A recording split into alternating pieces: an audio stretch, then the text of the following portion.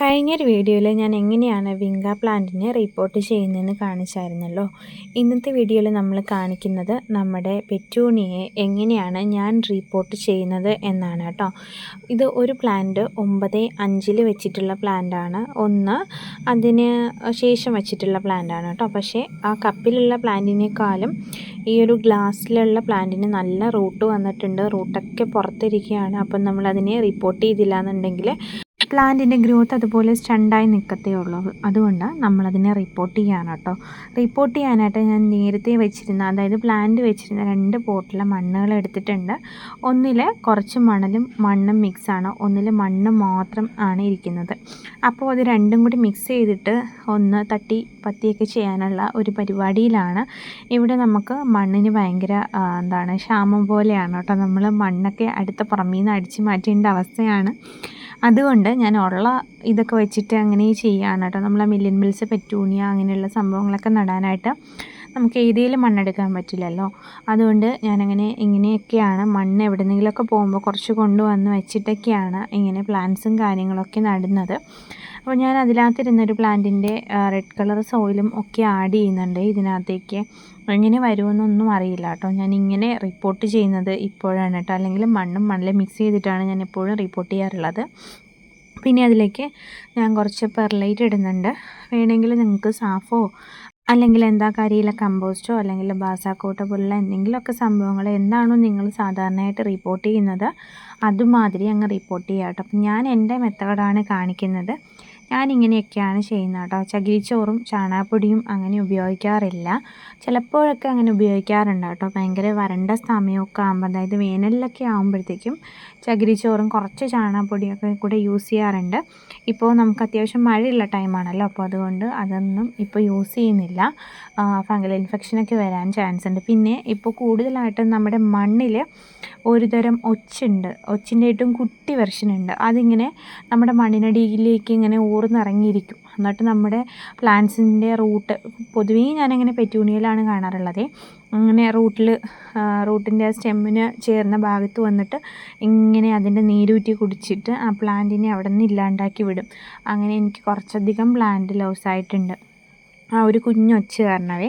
അതിനെന്തോ medicine means എന്തോ ഒരു pesticide ഉണ്ട് കേട്ടോ. അതെനിക്ക് എന്താണെന്ന് കറക്റ്റ് അറിയില്ല. പക്ഷേ സംഭവത്തിന് എന്തോ ഒരു മരുന്നുണ്ട്. അപ്പോൾ അതിനി ഒന്ന് വാങ്ങിച്ച് യൂസ് ചെയ്യണം എന്ന് വിചാരിച്ചിരിക്കുകയാണ്. ഞാനിതുവരെയ്ക്കും ബാസാക്കോട്ട എന്ന് പറയുന്ന സംഭവം യൂസ് ചെയ്തിട്ടില്ല കേട്ടോ. പക്ഷേ എല്ലാവരും യൂസ് ചെയ്യുന്നുണ്ട്.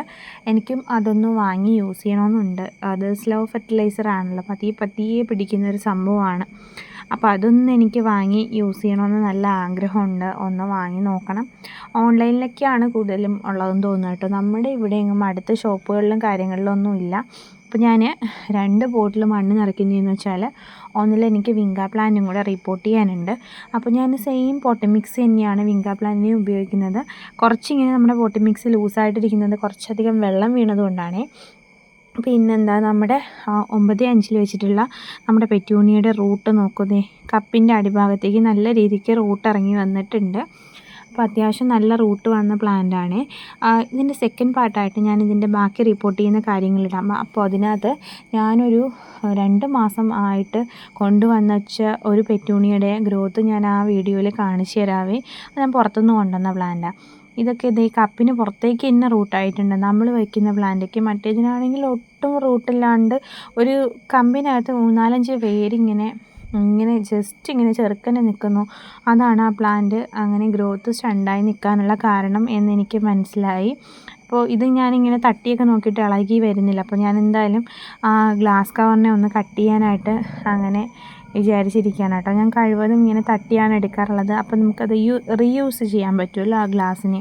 അപ്പോൾ കൂടുതലും ഇങ്ങനെ ട്രാൻസ്പാരൻ്റ് ആയിട്ടുള്ള കപ്പുകളിൽ പഠിപ്പിച്ച് കഴിഞ്ഞാൽ നമുക്ക് എത്രത്തോളം റൂട്ട് ഇറങ്ങുന്നുണ്ടെന്ന് കറക്റ്റ് മനസ്സിലാക്കാൻ പറ്റും. അപ്പോൾ ഞാനിത് 2 എണ്ണം ഒരു പോട്ടിലേക്ക് സെറ്റ് ചെയ്യുകയാണേ. അപ്പോൾ 2 വശത്തായിട്ട് ഇങ്ങനെ ചാഞ്ഞ് വന്നോളും. ശരിക്കും പറഞ്ഞാൽ ഒരെണ്ണത്തിൻ്റെ ആവശ്യമേ ഉള്ളൂ. നമ്മളതിനെ ഇങ്ങനെ പ്രൂൺ ചെയ്ത് വിട്ടാൽ മതിയാവും. ഞാനിപ്പോൾ 2 എണ്ണം വയ്ക്കുകയാണ് കേട്ടോ. കുറച്ച് മടിയുള്ളത് കൊണ്ട് 2 എണ്ണവും ഇങ്ങനെ റിപ്പോർട്ട് ചെയ്യാനായിട്ട് ഇങ്ങനെ തത്രപ്പെട്ടിരിക്കുന്നത് കൊണ്ട് 2നെയും ഞാൻ 2 പോട്ടിലോട്ട് സെറ്റ് ചെയ്യാൻ മടിച്ചിട്ട് ഒരൊറ്റ പോട്ടിനകത്തേക്ക് വെക്കുകയാണ്. അപ്പോൾ നോക്കട്ടെ, എന്തായാലും നമുക്ക് ഈ 2 പ്ലാന്റ്സും ഓക്കെ ആയി കിട്ടുമെന്നുള്ള വിശ്വാസത്തിലാണ് കേട്ടോ നമ്മൾ ചെയ്യുന്നത്. പിന്നെ എന്താണ്, ഒത്തിരിയും പേരുടെ കമൻസും കാര്യങ്ങളൊക്കെ ഞാൻ കാണാറുണ്ട്. എല്ലാവർക്കും താങ്ക്സ് ഉണ്ട് കേട്ടോ, നമ്മുടെ വീഡിയോസ് കാണുന്നതിനും ഒപ്പം നിങ്ങളുടെ കമൻസൊക്കെ ഇടുന്നതിനും ഒരുപാട് നന്ദിയുണ്ട്. പിന്നെ ഈ ഒരു ഫീൽഡിൽ നമ്മൾ നിൽക്കുന്നതുകൊണ്ട് ഒത്തിരിയും നമുക്ക് പിണക്കക്കാരുണ്ട്. അപ്പോൾ എല്ലാവരെയും നമുക്ക് ഒരുമിച്ച് മുന്നോട്ട് കൊണ്ടുപോകാൻ പറ്റില്ലല്ലോ.